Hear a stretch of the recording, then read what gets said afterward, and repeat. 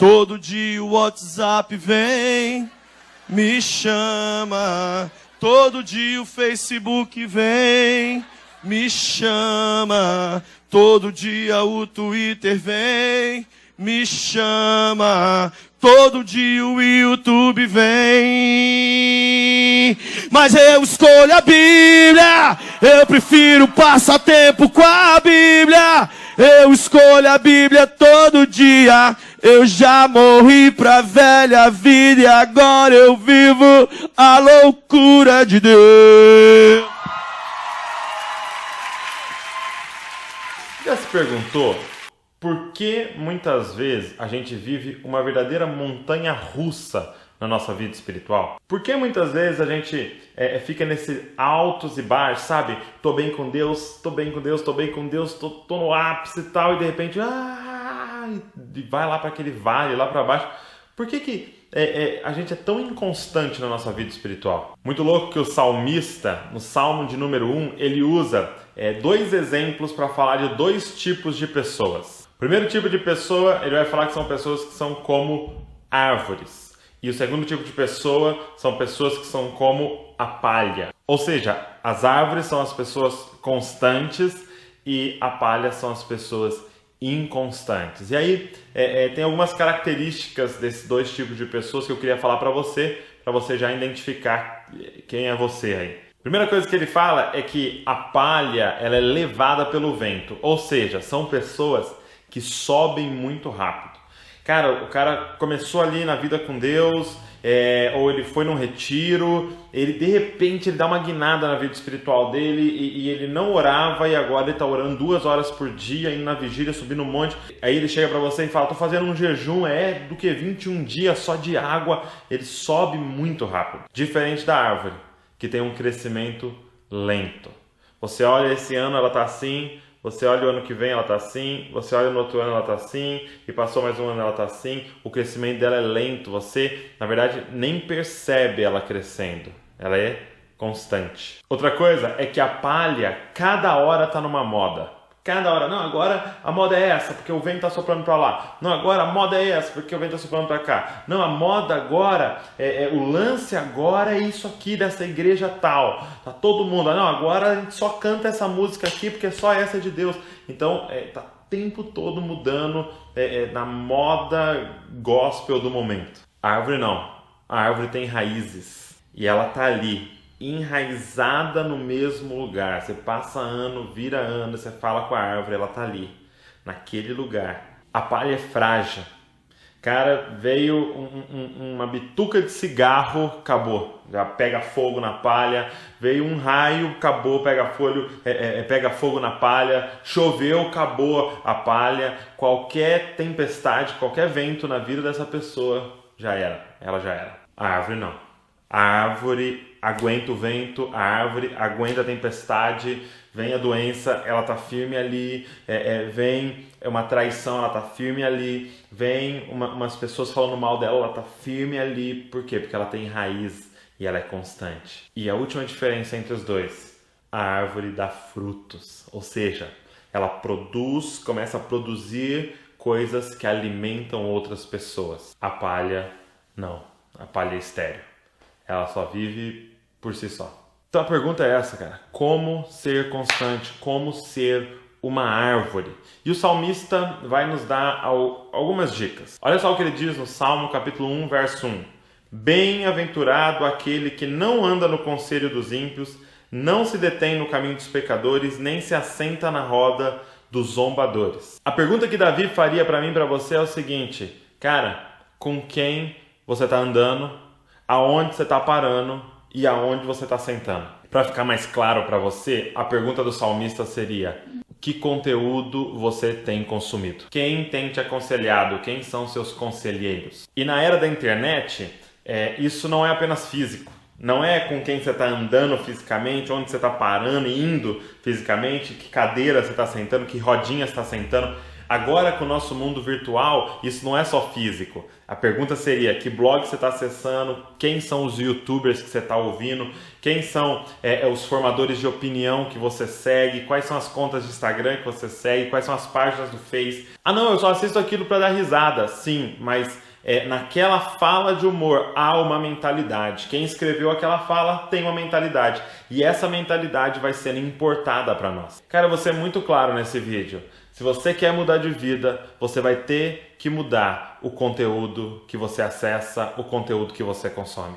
Não adianta, cara, você falar assim, não, Douglas, mas eu faço meu devocional, todo dia eu sento lá 20 minutos antes do meu serviço, leio uma página de um livro, um capítulo da Bíblia e faço uma oração de 5 minutos e depois vejo 4 horas de outros, 5 horas de outros conteúdos. Cara, quem você acha que vai renovar sua mente? Quem você acha que vai formar a sua mentalidade, sua opinião? Por isso que o salmista vai dizer, quem deseja ser árvore, medita na palavra de Deus dia e noite. Dia e noite. Ou seja, são pessoas intensas e que, cara, se submergem na palavra de Deus, mergulham na palavra de Deus. A palavra de Deus é a conselheira delas. Pelo amor de Deus, gente, eu não estou falando para você que você não tem que estudar outras coisas, não estou falando para você que você não pode ver nenhum vídeo na internet, nada de humor, não estou falando nada disso, que você não pode assistir um filme. Eu estou te dizendo para você, aonde você mergulha, aonde você passa mais tempo, isso vai formar sua mentalidade. Sabe que, eu não sei você, mas eu conheço muita gente que é igual eu, que teve as maiores experiências da vida em retiros espirituais. E por quê? Simples, gente. Porque a gente estava mergulhado num ambiente da presença de Deus por muitas vezes 24 horas por dia. Era de manhã uma palavra, era culto, aí à tarde uma atividade com Bíblia e à noite culto, e você rodeado de pessoas que estão pensando sobre a palavra de Deus, buscando. Cara, esse ambiente gerava mudanças na nossa vida. E o que eu quero desafiar você é ter uma vida de retiro, cara. É ter uma vida de acampamento. E se a gente começasse a abrir mão de certas coisas e, cara, mergulhasse na palavra de Deus, pensasse muito mais nas coisas do alto do que nas coisas da terra, para a gente começar a ter a mentalidade de Cristo. E entenda, mergulhar na palavra de Deus não é ler a Bíblia o tempo todo. Mergulhar na palavra de Deus é estar o tempo todo ligado à mentalidade bíblica, ou seja, ler a Bíblia, orar, os louvores que você ouve, ir para a igreja, discipulado, célula, cara, é o livro que você lê, quais são os vídeos que você está assistindo. E olha o que o salmista diz. Pelo contrário, seu prazer está na lei do Senhor e na sua lei medita dia e noite. Ele será como a árvore plantada junto às correntes de águas, que dá seu fruto no tempo certo e cuja folhagem não murcha, e tudo que ele fizer prosperará. Se você quer ser esse homem, mergulha, cara, na palavra de Deus. Quero ler um texto para você que está aqui em Levítico capítulo 6, versículo 12. Mantenha-se o fogo aceso no altar, não deverá ser apagado. Toda manhã o sacerdote acrescentará lenha. Arrumará o holocausto sobre o fogo, queimará sobre ele a gordura das ofertas da comunhão. Ou seja, a comunhão é a lenha que faz com que o fogo do altar não se apague. Nós somos o altar. Existe um fogo sobre nós. Quando que esse fogo vem sobre nós? Quando nós recebemos ele de Deus, esse fogo vem sobre nós. E aí o que acontece? É aquele momento que você fala, nossa cara, eu amo Jesus, eu amo Jesus. Aí chega na segunda-feira, você não põe lenha.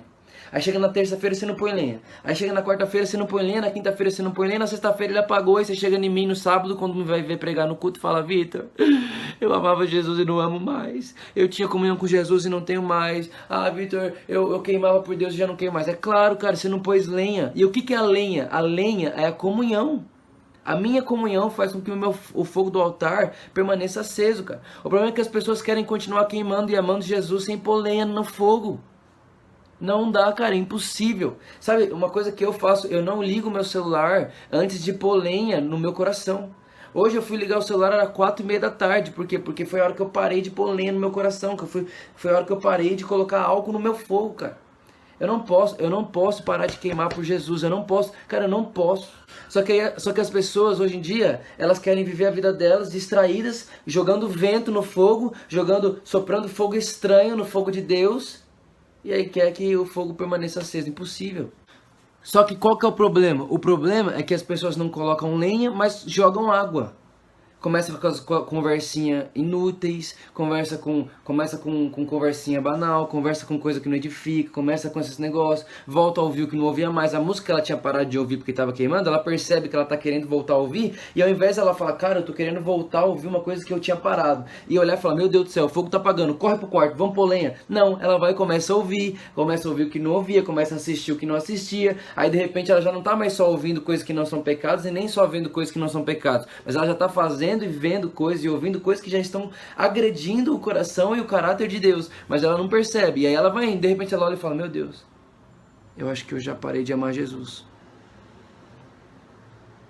A comunhão, cara, é a lenha que faz com que o fogo do altar permaneça aceso. Levítico 6:12, mantenha o fogo aceso. Como? Com a oferta da comunhão. A comunhão é a lenha que faz com que o fogo do altar não se apague. Cara, pelo amor de Deus, decida por fogo, decida por lenha no seu fogo todos os dias, senão ele vai se apagar. E o diabo não tem poder de apagar o seu fogo. Tem muita gente que fala, Vitor, o diabo... Não, não é o diabo. É a falta de lenha que faz com que o fogo se apague. Não é o diabo, é você, cara. Vitor, mas é você e ponto final. Depende de você. O evangelho, o que dependia de Deus, ele já fez. Agora, o que falta é o que depende de nós. Então, se tem coisa errada, somos nós. Vitor, mas o diabo... Parou. Então, através desse vídeo, eu quero falar pra você uma coisa. Permanecer queimando por Deus, permanecer constante em Deus, depende de você. Depende de você. Não é, Vitor, mas a circunstância é minha volta. Não é, cara. Vitor, mas é o Satanás. Não é, cara. Vitor, mas é minha namorada. Não é, é você. Vitor, mas são meus amigos. Não é, é você. A lenha é você que escolhe colocar a hora que você quiser. Aqui, ó. Você tem sua Bíblia, você tem seu caderninho, você tem Jesus, o Espírito Santo. A Bíblia diz que o Espírito Santo está sobre mim. A Bíblia diz em Coríntios que o amor de Deus, o Pai, a graça do Senhor Jesus e a comunhão do Espírito Santo esteja com vocês. Ou seja, a comunhão do Espírito Santo está em você, está sobre nós, está liberado para nós. Mas a gente para de queimar e quer pôr a culpa em alguém ou quer perguntar para as pessoas, por que eu parei de queimar? Por que você parou de queimar? Porque parou de pôr lenha. Então, através desse vídeo, eu quero te pedir, por favor, volte a pôr lenha nesse fogo, meu Deus. Põe lenha nesse fogo. Põe lenha no seu coração. Põe lenha. E o que é lenha, Vitor, mais uma vez? Comunhão. O que é comunhão? O que é comunhão? Comunhão é parceria, amizade, relacionamento, toque. Comunhão é você se tornar um com alguém. Comunhão é você sentir as dores de alguém e pôr suas dores sobre esse alguém também. É uma troca de coração. Isso é comunhão, cara. Comunhão é comunhão. Comunhão. Comunhão, isso aqui, ó. Isso é comunhão. Comunhão é tornar um, abraçar, beijar, ficar junto, reconhecer. Sabe, deixa eu te falar uma coisa, não adianta você falar, Espírito Santo, vem mais com a sua presença aqui. Espírito Santo, eu quero mais a sua presença. Impossível. O Espírito Santo está plenamente presente o tempo inteiro. A presença do Espírito Santo não aumenta, o que aumenta é a nossa sensibilidade. O que aumenta é a nossa sensibilidade. O que aumenta não é a presença dele, ele está sempre 100% presente. Você só precisa começar a percebê-lo, tá bom? Em Mateus 6,33, Jesus chega para os caras e Jesus passa a prioridade dele. Jesus chega e fala e manda real o que ele espera. Ele fala assim, buscai primeiro o reino do céu e a sua justiça. Nós temos que entender que essa palavra buscai significa perseguir, desejar, almejar aquilo. Ele diz para buscar o reino dos céus. Quando você busca alguma coisa, quando você está perseguindo alguma coisa, significa que você está indo atrás disso. Não é isso que vem atrás de você. Jesus fala, buscai o reino dos céus. Ele está falando, deseje você o reino dos céus, persiga esse reino, vá, queira, deseje esse reino. Ele fala, buscai primeiro o reino dos céus. Primeiro está ligado com prioridade. A prioridade do cristão é buscar o reino dos céus. Em primeiro lugar, buscar o reino dos céus e a sua justiça. E agora, quando a gente fala sobre buscar, quando a gente fala sobre perseguir, nós temos que tirar essa inconstância, porque senão nós não vamos chegar no alvo. A inconstância acaba atrapalhando aquilo que é o nosso alvo, que é chegar no reino dos céus. Em Mateus 11:12, Jesus mais uma vez falando sobre o reino, ele fala assim que o reino de Deus é tomado à força e aqueles que se esforçam se apoderam dele. Veja, existe um esforço, existe um desejo, existe uma vontade para que isso aconteça. Você fala assim, mas Luca, eu já tentei, cara, eu não consigo. E um dia eu tô bem, outro dia eu tô mal. Cara, sabe qual é a principal razão da sua inconstância? É que você não acredita que isso possa acontecer realmente. Quer ver só? Imagina que hoje você está buscando a Jesus e amanhã, cara, Jesus vai entrar no seu quarto com os olhos como chamas de fogo, vai te dar um abraço de glória, tá ligado? Vai transformar a sua vida. Será que se você soubesse que amanhã ele faria isso, você desistiria da sua fé hoje? Será que se você soubesse que amanhã você teria um encontro com Deus que impactaria o seu mundo, que transformaria a sua família, a sua casa, você desistiria de buscar Jesus hoje? A maior razão da nossa inconstância é de não acreditarmos que nós teremos um encontro com Deus realmente. De não acreditarmos que aquilo que nós estamos crendo vai acontecer. E nós temos que lembrar que na Bíblia várias vezes fala sobre a perseverança, que é o oposto da inconstância. E quando a gente não acredita que pode acontecer, aquilo joga a nossa fé para baixo e a gente acaba desanimando. Um exemplo clássico de perseverança no nosso mundo, cara, trazendo para os dias de hoje. Thomas Edison, antes de inventar a lâmpada que você conhece hoje, ele criou 10.000 protótipos dessa lâmpada. Se o cara tivesse desistido... Mas ele acreditava que aquilo ia acontecer. O que fala em Hebreus 11:6, cara, aqueles que buscam a Deus devem crer que Ele existe e que Ele é galardoador daqueles que o buscam. A inconstância está muito ligada à sua desesperança em encontrar a Deus realmente, de ver o que Deus vai fazer na sua vida. Então eu vou deixar algo para você. Não desista de buscar a Deus. Você nunca sabe quando Ele vai explodir no seu mundo. Sabe o que vai te curar dessa instabilidade espiritual? Quando você buscar Deus por você. Quando você entrar no seu quarto, fechar a porta e no secreto você ouvir a voz de Deus. Quando Ele falar diretamente com você. Ah, pastor, vai lá, se consagra e me fala o que Deus tem para mim. Ah, meu líder de jovens, ele está fazendo um jejum, Deus vai falar com ele e para falar comigo. Ai, eu preciso ir na casa daquela profeta para ela me revelar o que Deus tem para mim. Cara, Deus quer falar com você. É lógico que Deus usa homens, Deus usa mulheres, Deus usa profetas, mas Ele quer falar diretamente com você. Está disposto a subir essa montanha e ouvir a voz de Deus? Sabe que quando eles fizeram aquele bezerro, acontece algo muito estranho nesse texto, porque fala assim, que eles fizeram uma festa ao Senhor usando o bezerro. Como assim? Eles não estavam adorando o bezerro? Como é que eles fazem uma festa ao Senhor? Sabe por quê? Porque aquele bezerro não era para substituir Deus. Aquele bezerro era para substituir Moisés. Eles acharam que Moisés tinha morrido e eles fazem um bezerro. Isso nos indica que eles idolatravam o líder deles. Será que não é o seu caso? Será que a sua espiritualidade depende de alguém? Ou você já tem um encontro com Deus? Você já subiu essa montanha e está ouvindo a voz de Deus? Sabe quando você vai parar com essa instabilidade espiritual? Quando você ouvir a voz de Deus nos coloca nessa estabilidade espiritual. Então, eu te desafio, a partir de hoje, a subir essa montanha e ouvir a voz de Deus. Você consegue perceber que a maneira como uma pessoa desfruta de Deus é totalmente proporcional à sua maturidade com Deus? Porque a forma que a gente enxerga Deus vai ser a forma como a gente vai viver aqui na Terra. Se uma pessoa vê Deus como juiz, ela sempre vai viver como réu. Exatamente. Então, como que você definiria isso pra gente? Eu acredito que está completamente condicionado o usufruto daquilo que a pessoa pode usufruir de Deus em relação ao discernimento e entendimento que ela tem sobre Deus.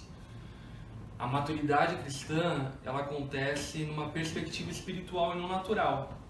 E aí que muita gente tropeça porque acredita que o fato de ter muitos anos de caminhada com Cristo significa maturidade. Isso. E não. Por quê? Porque de fato a maturidade natural ela é pertinente ao tempo, ao cronos. Mas a partir do momento que nós nascemos de novo em Cristo, como Jesus fala lá para Nicodemos, nós já estamos em outro tempo que é o Kairos. E o Kairos, um dia como 1000, 1000 dia como 1. Ou seja, eu posso ter 1000 dias de caminhada com Cristo, mas ter um dia. Ou eu posso ter um dia e ser 1000 dias. Porque a nossa maturidade tem a ver com o nosso caráter, não com a nossa idade. É o aperfeiçoamento do caráter de Cristo em mim que vai me revelar a minha maturidade espiritual. Começa na cruz, então você vê Jesus como seu Salvador. Depois vai para o trono, então você vê que Ele é o seu Senhor, o Senhor dos Senhores. Então você começa a servi-lo. Depois vai para o sofá, então você percebe que Jesus é seu amigo, Ele quer te ouvir e tal. Depois você vai para uma mesa, e a mesa do pai é para filhos. E você tá lá e você começa a perceber que você tem um pai, que você nunca foi órfão, que você sempre foi desejado, e que você tem, cara, você pode desejar coisas ilimitáveis ali, e cabe a ele querer dar ou não, depende do coração de cada um, depende do coração, depende do momento, depende de tudo. E agora a gente entrou no maior, na plenitude. E que é muito doido isso, por quê? Porque eu percebo que, de maneira acertada, a igreja enfatizou durante algum tempo a paternidade de Deus, que é incrível, faz parte da maturação. Mas existe um lugar ainda. Mas existe um lugar ainda superior. É você compreender que existe um passo a seguir. Que não acabou, velho. Não acabou quando você levantou tua mão no culto, não acabou quando você começou a servir em algum ministério da igreja. Na verdade, tudo isso faz parte de uma etapa de maturidade para que você alcance o alvo que é casar-se com Deus. É muito legal saber que a gente sempre vai ter um pouquinho mais para conhecer de Jesus, conhecer de intimidade, conhecer do coração dele. Então, por favor, prossiga, conheça e prossiga em conhecer. Nunca vai ser demais, nunca será suficiente. Eu acho que até inclusive isso tem a ver com a própria conjugação verbal, né? Nós precisamos entender que nós estamos conhecendo a Jesus. Nós não o conhecemos ainda e também não o conhecemos. Estamos conhecendo um processo. Processo. Demais.